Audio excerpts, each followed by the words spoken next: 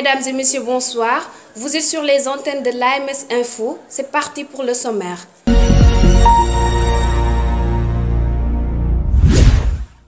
À la une de cette édition, la formation s'accélère comme toujours avec la rigueur de nos acharnés formateurs. Chez nos jeunes frères, les activités du camp ado se poursuivent normalement. Visite au directoire. Le volet sport reviendra dans cette édition. Et enfin, la chronique actualité nationale et internationale. Voilà pour les titres, les détails dans un instant. Bienvenue à toutes et à tous. Comme annoncé dans les titres, la formation des talibés se poursuit crescendo ici à Néma 2. L'actualité sera aussi axée sur le sermon de ce vendredi avec l'imam Mohamed Diouf. Propos recueillis par Mohamed Sy. Dans le but de former des militants utiles à la société, les formateurs ont usé de tous les moyens mis à leur disposition pour dispenser aux talibés une formation de qualité. Cette formation, fondement du travail islamique, est composée entre autres des cercles coraniques, des cours de Coran, de Tawhid, de Sira et de Fiqh. Salam alaikum wa rahmatullah. C'est votre frère Mohamedoul Kabir Niane, étudiant à l'université, en licence à l'université Alioune Diop. Dans l'ensemble, les cours se sont bien passés et ont été d'une importance capitale car ils nous ont permis de découvrir beaucoup de choses, surtout du côté des militants de notre parcours militantisme. Section scolaire bu Kaolack cours yi mën nañoo wax ne am na solo trop parce que ñun ba ñu ñëw fi mën nañoo wax ne dañu indaale woon tajwid mais yaakaar naa remplir nañ macha allah rawatina cours siira bi parce que li xam histoire yonent yi nga xam ne dañoo jur dafa am solo trop. Un thème de haute facture sur le mouvement islamique et ses mutations a été traité par Cheikh Makhtar Kébé, président du Rassemblement islamique du Sénégal. Devant un public calme et attentif, Cheikh Makhtar Kébé est largement revenu sur les objectifs du mouvement islamique ainsi que les défis qu'il doit relever. mooy ku ci dugg mu créer la environnement boo xam ne bii da nga ci mën a baaxee. Mouvement islamique dajalewul nit ñu baax. dajalewul nit ñu baax. ñi mu dajale mooy nit ñu bëgg a baax. baax processus la. aw yoon la wooy jaar ngir baax. Pour être dans la même longueur d'onde, Imam Mohamed Diouf a accentué son sermon ce vendredi sur le thème général du camp. L'Association des élèves étudiants musulmans du Sénégal, dans une dynamique de compréhension globale et de pratique de l'islam pour un militantisme équilibré.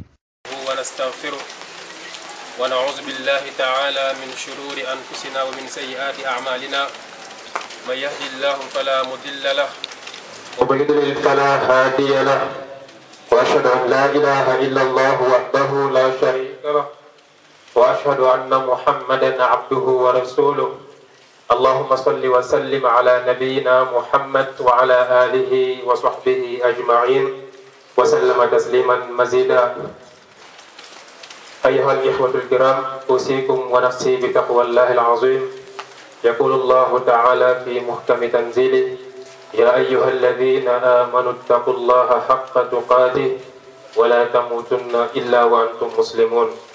Les louanges appartiennent à Allah subhanahu wa ta'ala, que la bénédiction d'Allah soit sur notre prophète sallallahu alayhi wa sallam, sur sa famille, sur ses compagnons et sur tous ceux qui suivent leur voie jusqu'au jour du jugement dernier.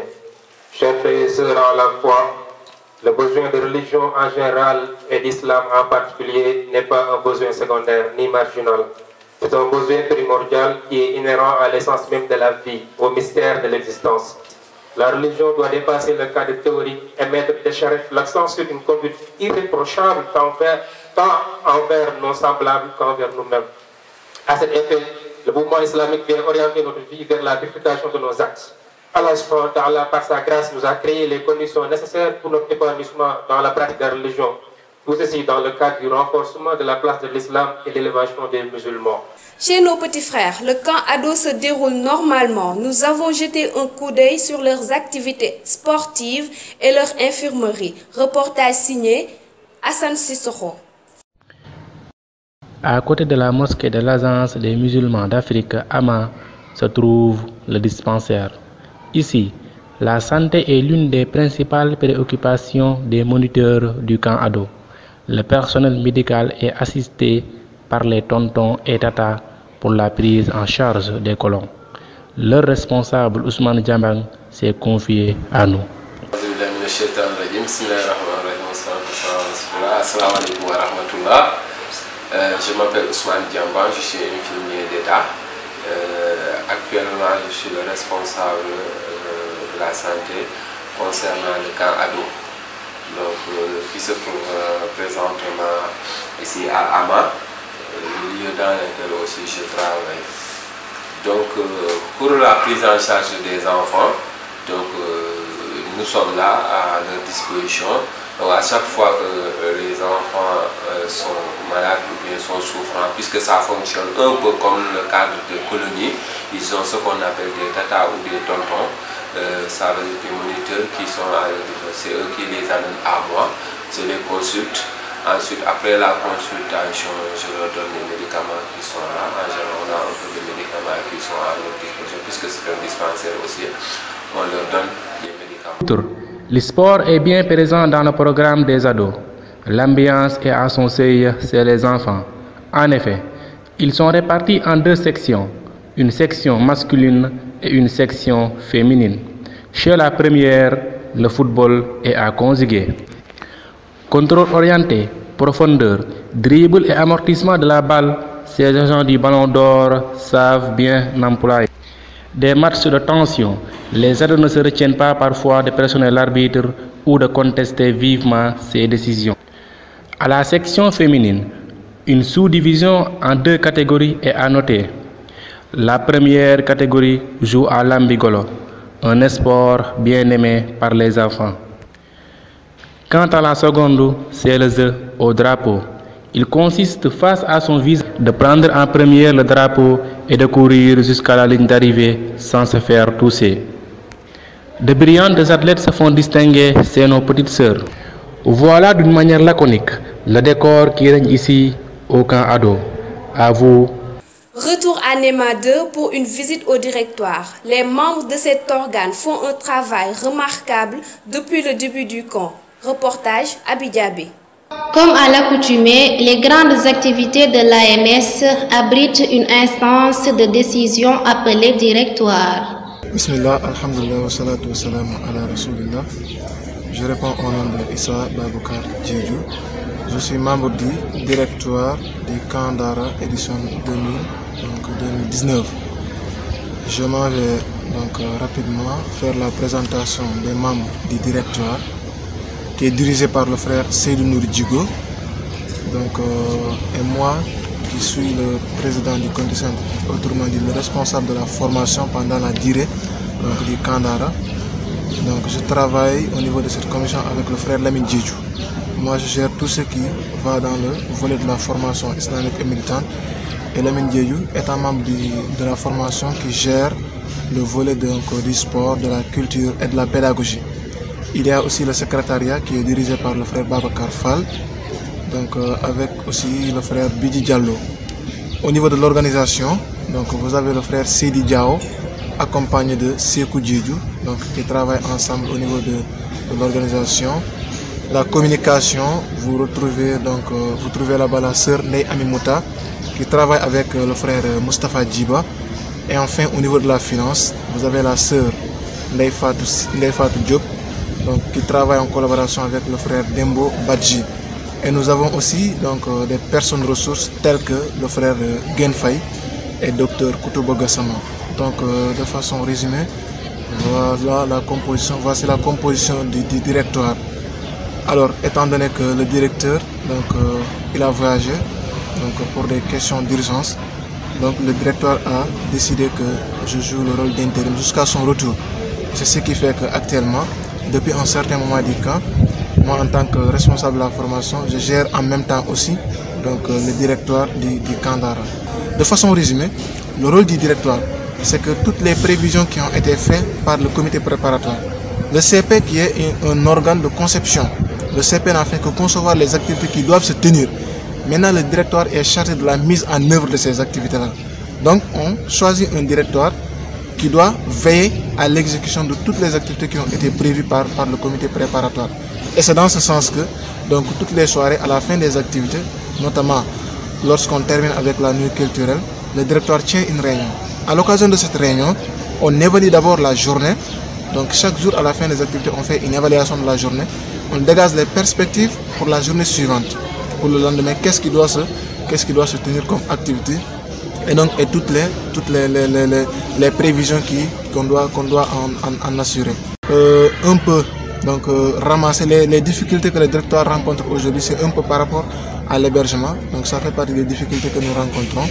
Autre difficulté aussi, c'est qu'il n'est pas toujours facile de gérer une masse de 500 personnes. Le simple fait de les faire quitter l'établissement pour aller au niveau de l'autre établissement pour suivre les cours, ce n'est pas du tout facile. Déplacer 500 personnes, ce n'est pas pareil donc à déplacer donc 10 personnes. C'est un peu les difficultés, donc on a une masse qui n'est pas facile à contrôler, mais nous y mettons toujours et on essaie donc de parler donc par tous les moyens donc de contrôler la masse. Donc pour résumer en ces quelques mots, c'est ça donc le rôle du directoire. Je vous remercie donc, de votre attention. En résumé, le discours tenu par le directeur intérimaire du camp Dara, Issa Baboukar Diédhiou, rassure sur la qualité de l'organisation et la rigueur dans l'exécution du travail. Au terrain, les activités sportives ont connu leur épilogue. L'équipe de Ziguinchor a marqué son empreinte aussi bien chez les frères que chez les sœurs. Nafissa Touba. L'actualité sportive de ce vendredi est marquée par des affiches de taille. Après 4 jours de tournoi, arrive enfin la grande finale tant attendue. Du côté des frères comme du côté des sœurs, ce sont les coordinations régionales de Dakar et de Ziguinchor qui s'opposent. Au terrain de football, l'ambiance était ardente. Le public a répondu massivement présent à l'appel des gradins. Le coup d'envoi de l'arbitre central Fatoumata Massali lance les deux compétiteurs dans un combat sans relâche. Dès les premières minutes, les deux équipes ont bien montré leur présence sur le terrain. Les joueurs ont fait vibrer le public tels des professionnels du ballon rond, à l'instar de Messi et de Cristiano Ronaldo. Au bout de quelques minutes de jeu, les Dakarois réclament un penalty sur une faute de main. À cause des contestations, l'arbitre était obligé de visionner la VAR auprès de la communication avant de l'accorder. Dakar ouvre ainsi le score sur un penalty signé Gorgui Diop. La coordination régionale de Ziguinchor ne baisse pas les bras. Elle multiplie ses tentatives et finit par obtenir elle aussi un penalty qu'elle n'hésitera pas à marquer. Le but est signé Hassan Sonko. À la deuxième mi-temps, la formation de Ziguinchor met en place une tactique de jeu et sort tout son arsenal, mettant ainsi son adversaire en difficulté. Le match est largement dominé par les sudistes. Les occasions se multiplient et les buts s'en suivent. Ils sont intenables. Vient alors le deuxième but de Issa Diaby Gassama, le troisième de Cheikh Tidiane Niang et le quatrième de Sékou Diédhiou. L'équipe de Dakar sort toutes ses griffes d'agressivité pour revenir au score, mais sans succès. Le mal est déjà fait. Ziguinchor arrache farouchement sa victoire sur un score final de 4-1. Chez la gente féminine, on assiste à une finale très serrée de balles au panier. Les supporters se déchaînaient pour booster leurs équipes et les pousser à la victoire. Allant de chansons aux applaudissements, tous les moyens sont bons pour revigorer ces troupes. Les deux formations se disputent ardemment le trophée. Aucune sélection ne veut laisser la place à l'autre. Dès le début du match, l'équipe de Ziguinchor cesse à intimider son adversaire, mais les Dakarois s'entêtent et veulent à tout prix gagner. À la fin du temps réglementaire, les deux équipes sont à score égal, 12 points partout. Il a fallu que l'arbitre accorde un temps additionnel de 6 minutes pour pouvoir départager les deux formations. Les sœurs de Ziguinchor arrivent finalement à leur objectif et s'imposent sur celle de Dakar, 20 points à 19. Nous avons assisté à des compétitions de haute facture qui nous ont tenus en haleine tout au long du camp. Chez les frères comme chez les sœurs, la coordination régionale de Ziguinchor a remporté la finale. Tout ceci s'est déroulé dans une ambiance de fraternité et de convivialité. En fin de compte, c'est l'AMS qui gagne, c'est l'islam qui gagne. Un esprit sain dans un corps sain, nous vous donnons rendez-vous à une autre édition du Camp Dara pour d'autres compétitions sportives, Inch'Allah. Vive le sport, vive l'AMS. Place à l'actualité nationale et internationale présentée par Youssouf Aka. Affaire Jeanne d'Arc. Le comité des parents d'élèves qui se considère comme une partie prenante dit avoir été écarté des discussions. Un accord a été trouvé dans le cadre des négociations entre le ministère de l'Éducation et la direction de l'institution Sainte Jeanne d'Arc. Mais les parents des 22 élèves qui avaient été exclus à cause du port du voile disent ne rien comprendre des tenants et aboutissants de ce consensus. En termes plus explicites, ils ignorent les conditions de reprise des cours par leurs enfants et promettent de saisir le ministre de l'Éducation nationale. En effet, c'est toujours mystère et boule de gomme sur les différents points sur lesquels le ministre s'est appesanti pour arriver à un consensus qui rouvre les portes de l'école Sainte-Jeanne d'Arc aux filles voilées le 19 septembre prochain. Pour l'heure, ces parents qui constatent impuissants cet état de fait ont exprimé leur inquiétude et décident d'attendre d'y voir clair dans cette affaire. Mais surtout, ils semblent pressés de savoir si leurs filles seront acceptées dans les mêmes conditions qu'avant. Et comme il appartient désormais aux autorités de l'établissement catholique de proposer le modèle de foulard, les parents voudraient également savoir de quel type de voile il va s'agir. Classement des polices d'Afrique. Découvrez la position du Sénégal. Le professionnalisme de la police nationale sénégalaise a toujours été reconnu et apprécié au niveau international. Cette réputation vient d'être confirmée par le Bureau des relations publiques de la police qui affirme que le Sénégal est classé 4e meilleure police d'Afrique en termes de performance. Selon la même source, ce classement qui concerne 30 pays vient d'être établi par l'Indice national de la sécurité intérieure. République démocratique du Congo. Au moins 50 morts dans un déraillement de train dans le sud-est. 50 personnes sont mortes ce jeudi dans le déraillement d'un train dans le sud-est de la République démocratique du Congo, a indiqué le ministre de l'Action humanitaire Steve Mbiaki. Encore une catastrophe, déraillement à 3 h du matin dans le Tangiyaka aux environs de la localité Maïbaridi. Bilan provisoire, 50 morts et plusieurs blessés, a écrit sur Twitter Steve Mbiaki, évoquant une réunion en cours pour des dispositions à prendre. Égypte. Al-Sisi et l'armée au cœur d'un scandale. Le président égyptien Abdel Fattah al-Sisi et l'armée sont au cœur de grands scandales financiers. Ils sont accusés de corruption par un entrepreneur en bâtiment qui s'est exilé en Espagne depuis quelques mois. Mohamed Ali, âgé de 45 ans, s'est récemment exilé en Espagne d'où il a révélé une ardoise de plusieurs millions de livres égyptiennes que lui devraient les autorités suite à la réalisation de travaux de bâtiments effectués sur sa compagnie Almac. Vidéo à l'appui, l'homme a évoqué une somme faramineuse de 110 millions d'euros pour la construction d'un hôtel par l'armée dans la banlieue du Caire. Mohamed Ali a par ailleurs fait mention d'une somme de 12 millions d'euros devant servir à la construction de la résidence d'été du président Abdel Fattah al-Sisi sur la côte méditerranéenne près d'Alexandrie. Ces accusations ont provoqué une vive polémique dans le pays dirigé d'une main de fer par le président Sisi. Les internautes s'indignent car la majorité des Égyptiens vivent en dessous du seuil de pauvreté. Une plainte pour trahison a été déposée par un avocat contre l'entrepreneur égyptien en exil. Cela n'a eu aucun effet sur Mohamed Ali, qui promet de continuer à envoyer des vidéos tant que le gouvernement ne dira pas la vérité sur les accusations de corruption dont il fait l'objet. Sport. 50 ans du Casa Sport de Ziguinchor. Le club va changer de nom. L'administration du Casa Sport a pris d'importantes décisions pour la saison 2019-2020. Le club du Sud a informé de ces changements en conférence de presse ce jeudi. Une rencontre pour lancer les 50 ans du club qui aura lieu le 14 septembre. À en croire Seydou Sané, le club fagnon du Sud s'appellera désormais Casa Sport et non Casa Sport de Ziguinchor. Une décision selon son président qui permettra à toutes les villes de s'y reconnaître. C'est avec cette page sportive que nous fermerons cette édition. C'était tout pour ce journal. À la présentation Amina Diop. Retrouvez-nous sur Facebook et YouTube. Je vous conseille de bien boire pour garder la fraîcheur du soir. Bonsoir.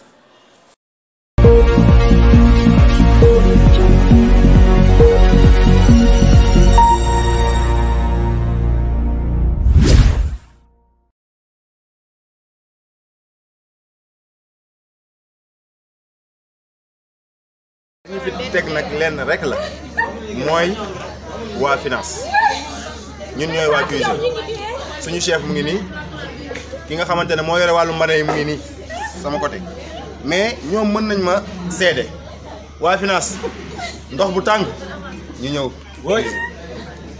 waa finance soble ñu ñëw cuisine waa finance laaj ñu ñëw cuisine lii mu ngi bëgg a ëpp amatuñ sax buñ def si mbane yi ba mu doy ndax waa finance lii nag mënuñ ko bàyyi noonu moo tax ñu ne woon nañ ko jàllale ñëpp yëg ko comme ça bundu xatal bi ñu leen bundu xatal si waañ bi ndax ñu ngi leen di bundu xatal nag ñu ngi leen di bundu xatal si waañ bi pour ñu moo tax ñu bëgg koo jàllale AMS TV ñëpp yëg ko ndax kat bu ñëpp yëgee ne kat jël nañ waa finance ñu génne leen dàq leen bu boobaa du nekk loo xamante dafay bees nit ñi waaw finance nag sonal nañ ñu sonal nañ ñu sonal nañ ñu sonal nañ ñu finance sonal nañ finance sonal nañ kon boog finance sonal nañ